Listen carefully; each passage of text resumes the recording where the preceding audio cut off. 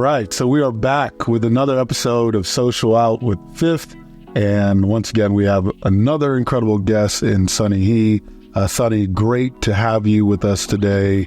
And so our audience can get familiarized, if you give us a quick walkthrough on your background and what you're doing over at TikTok. Great. Thank you so much, Charles. So my background, I've been traditional TV and film for my past 8 years and moving to Silicon Valley in tech, starting from the live streaming, influencer marketing, and the social space. So I was at TikTok Shop for my past 2 years as the head of creator operation. I built TikTok Shop from scratch, and currently I'm the head of marketing and content programming at TikTok Live. So TikTok Live, let's talk about that for a second, because unique offering from TikTok. What space does TikTok Live fill in the marketplace, and who do you think is getting the most value out of TikTok Live as an offering and all the great work that your team is doing? I think live streaming is growing extremely fast in the US. I think because of the community building and audience engagement, I'm seeing more public figures going live organically. For example, Katy Perry has been live on TikTok Live and talking to her audience. And yesterday I watched Jojo Siva goes live because she's going to drop a new EP. So I'm seeing like more and more, talent going live because this is a platform to engage and interact with your fans and audience. So definitely will benefit most of the talent creators. Just anyone you want to chat, interact with your fans, I think TikTok Live is the place for you. And let's key in on the audience for a second, because creators are leveraging social platforms to engage with their audiences. And this happens across a variety of ecosystems. So how is TikTok empowering those creators, especially in this era of live, to port over their audiences or get their audiences interested and to come over and join this live viewing experience? Yeah, I think first is monetization.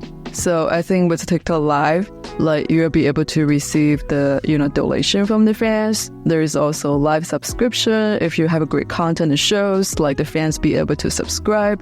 And potentially, I think if you produce your own show and launch on TikTok Live, that's something I'm building. Then potentially, you can bring brand and sponsorship for your show. So I think the foundation is, the monetization ecosystem. And the second is all the product features to make it happen. For example, TikTok Live have multi-guest feature. Up to 8 guests can host the live show together and interact with each other. I think this is a game changer because it doesn't matter where you live. It could be you're a creator, but the show is international. You can co-host the creator from Brazil, from Europe, from Japan, and this show is real-time with all the audience from around the world. I think that will be a game changer than limited just to one region. Well, really appreciate all the great insights you've given. I have one more question. So if there is one piece of holistic advice that you would give as a closing note here in terms of creators, audiences, brands harnessing the power of TikTok and getting the most out of it, what would that short piece of advice you would give be? It's consistency. Because I think most of the creators, they want a quick win. They want to grow 1 million followers within 3 days, 10 days. But sometimes you have to be consistent because with AI technology and algorithm, it takes time for the algorithm to find your audience. So maybe this video is not going viral, but maybe next video is going to go viral. But you just have to be consistently producing content to your audience. And then one day it's going to take off. I think consistency is the most important. There's been a lot of conversation for years now about the power of the live broadcast, right? What would you give in terms of insights or advice to creators the way they can leverage the power of the live broadcast to engage with their audiences? Yeah, I think my suggestion is the video format and the live streaming go hand in hand. So I think for the creators, they need to build a content calendar.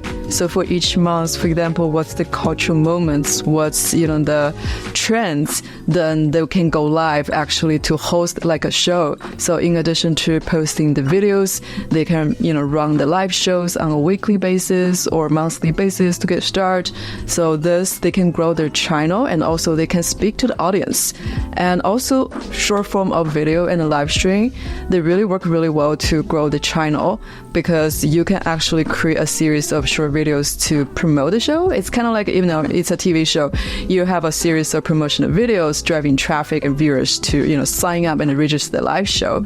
And once you have the live show, maybe you have a lot of fun and engaging moment, and then you repurpose to short video to post. So if you were giving insights and advice to the brand contingent, what would you say to them in terms of how to best utilize this ecosystem of creators and live broadcasts on TikTok? The thing is, it's interactive. So if the fans have questions, they can answer real time, and the brand can actually directly speak to the audience.